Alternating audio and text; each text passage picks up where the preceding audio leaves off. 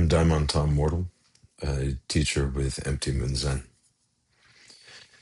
The story of Buddhism coming to the West is a long and ongoing one, and it's important we have some perspective on it because it's greatly colored our perceptions of what Buddhism is and how it should be practiced. The history is long and complicated, demanding far more than a brief Dharma talk to do it any justice. It has its roots in the latter 19th century, a heady, idealistic, and deeply romantic period in Western history. While the Victorian age carried a veneer of conservatism, it was also highly idealistic and experimental. The Industrial Revolution was in full swing, regularly introducing new technologies that radically changed the lives of Western peoples. Innovations like the steam engine made large-scale travel by both land and sea much faster and more accessible. The telegraph enabled communication across distances in ways that seemed almost magical. Industrialization brought about mass urban migration, a trend that continues to this day, and gave rise to corporations in a form we would recognize. Wealth inequality was severe then as now, but the promise of prosperity inspired many.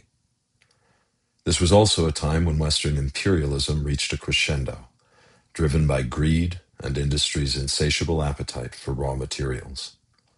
While not the subject of this talk, we should all remember the great violence done across South America, Africa, Oceania, and Asia in the name of progress.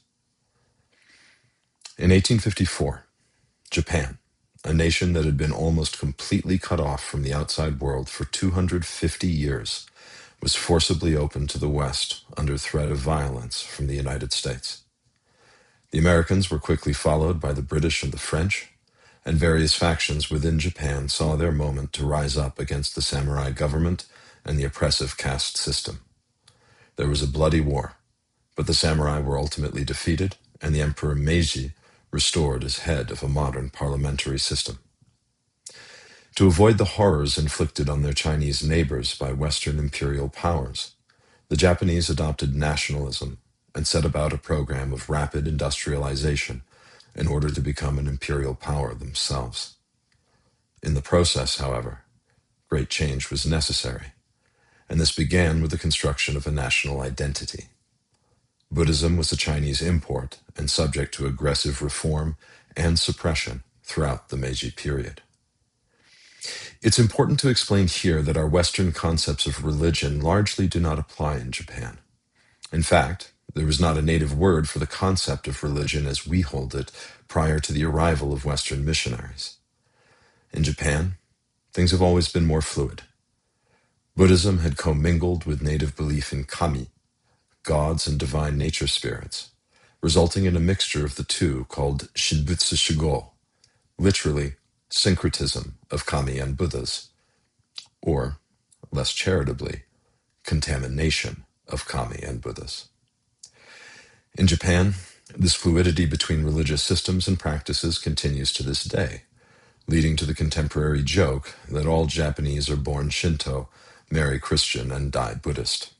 It is, in fact, often true. The Meiji government struggled to separate Buddhism from indigenous belief systems, but was determined to curtail the power of the monasteries, who had been power brokers throughout history and had often kept large armies of their own.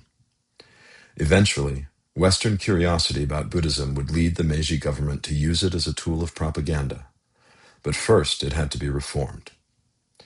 Laws were passed that required all schools of Buddhism to distinguish themselves through explicit doctrinal differences or else be consolidated. As applied to Zen, this led directly to the contemporary misconception that pervades the West that Rinzai do koan and Soto doesn't, a demonstrable falsehood historically speaking. As evidence, I offer that not only did Dogen himself write an extensive koan collection, the Shinji Shobogenzo, but he may have even held transmission in a Rinzai lineage himself. The picture is nuanced and complicated. As well as constructing denominational distinctions, total complicity with the Meiji imperialist agenda was prerequisite for all Buddhist clergy, something that would continue through the Second World War and cast shadows across many Zen lineages, including our own. For more on that dark legacy, I refer you to Brian Victoria's important, though controversial book, Zen at War. Throughout the late Victorian age, there was enormous interest in esoteric ideas, grand theories, and spiritualism, so the ground was ripe for the encounter with Buddhism.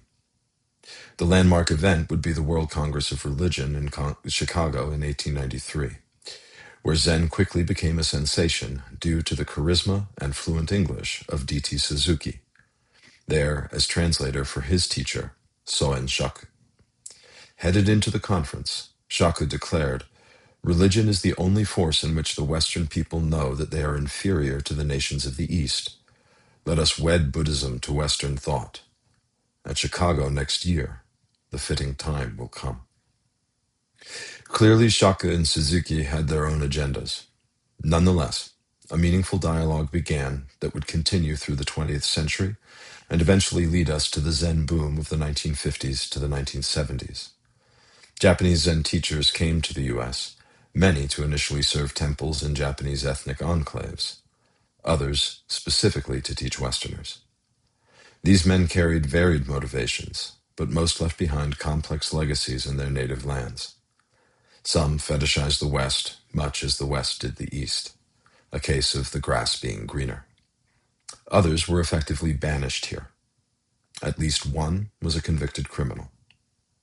Nonetheless, the engagement between Westerners and Buddhism grew, and inevitably, teachings and practices were tailored to the interests of a Western audience. This would lead to many distortions and shifts in emphasis, particularly around meditation, which had traditionally been the purview of monastics. Lay devotees of Zen throughout Japan have typically engaged much more in devotional practices, such as prayer, chanting, sutra copying, and making offerings in order to improve their karma.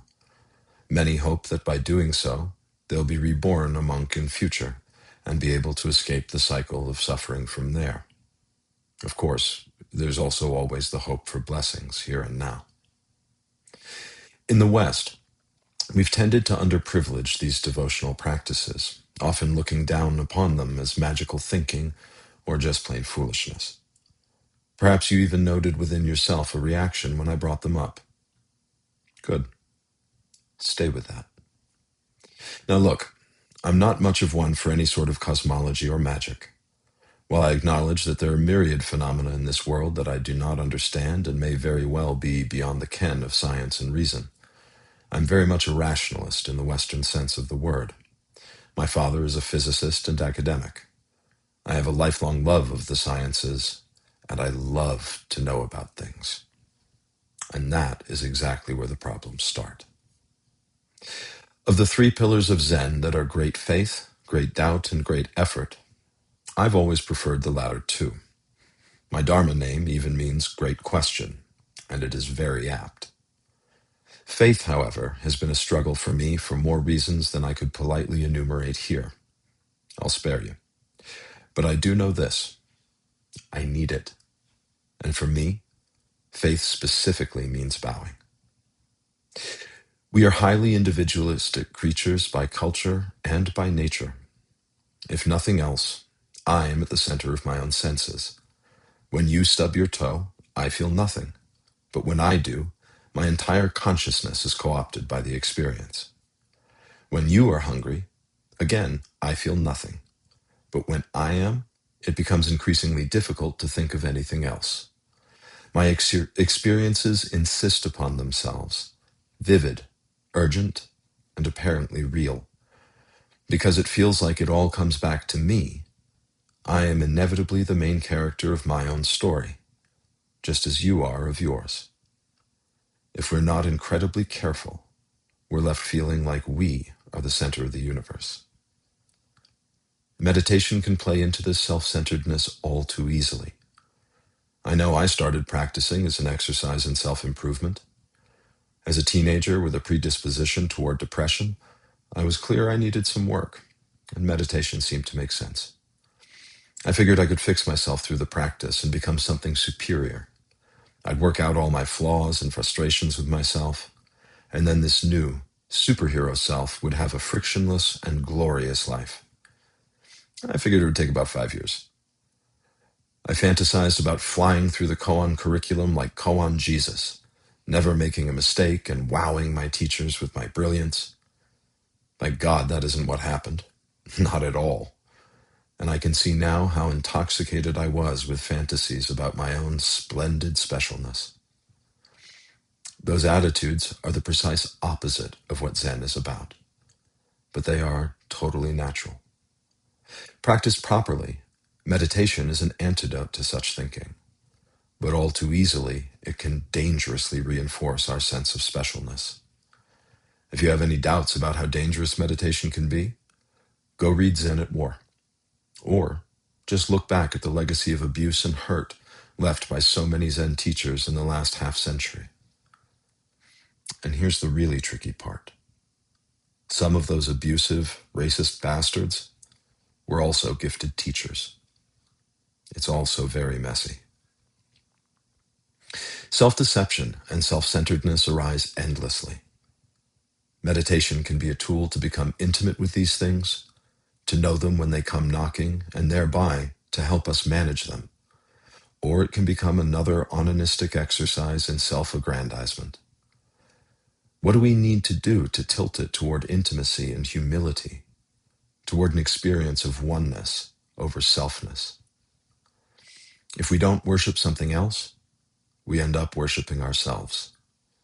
We have to submit to something, anything, as greater than ourselves. We have to learn to bow, and we have to keep bowing, because that vivid experience of self insists upon itself relentlessly. It creeps back in again and again, so we must remain vigilant. We can't do it alone, but Zen provides a toolkit that goes well beyond meditation, and in those other tools, there are refuges for us. The act of taking refuge is what makes you a Buddhist. It is the act of owning our self-centeredness, of taking responsibility for it, of atoning for the endlessly arising greed, anger, and ignorance that result from the vividness of our personal experience of the world and of this body that always wants for something. We can't escape it, so we best get real intimate with it so we know it when we meet it, which we will, again and again and again. When we take refuge, we bow to the Buddha, the awakened nature of all beings. At least that's how we usually put it. But today, I want to invite you to think of bowing to Buddha as acknowledging that every other being experiences things exactly the way you do, struggling with the same self-centeredness, the same craving, the same heartache. In this, we are all the same. We take refuge in the Dharma, the teachings. The Dharma is how it really is to live this life. My self-centeredness be damned. I may think I get it, but I don't. I really don't get it. My views are at best incomplete, if not dangerously distorted. If you go read early translations of the sutras, Dharma is often translated as the law, capital T, capital L. I really like that. I think of it as law in the same sense that gravity is a law. It just is. You can't fight it. Bowing to the Dharma, to how things really are, can also reframe our practice of meditation. The Soto missionary Shohaku Okamura reminds us in his brilliant essay, Those Who Greatly Realize Delusion Are Buddhas, that Zazen is not a method of correcting the distortion of our fabricated conceptual maps, but rather is the act of letting go of all maps and sitting down on the ground of reality. Letting go is at once the complete rejection of any formation arising in our limited karmic mind, and the acceptance of all formations as mere secretions of the mind. We let thoughts come up, and we let them go away. We neither negate nor affirm anything in Zazen. So I bow. I bow to the Dharma, again and again. Finally, And we should never think of the order as any kind of statement of importance or priority. We take refuge in Sangha. The only hope for us is in other beings, in learning from them, being challenged by them, coming to accept them and see them as we see ourselves. If we are to grow beyond our self-centeredness, it must be in community, in relationship. So, I invite you, make bowing central to your practice. Do it physically. Do it when you meditate. Bow when you chant, and bow to whatever you encounter in this world. Do it all the time. Just bow. We will all be the better for it. Thank you.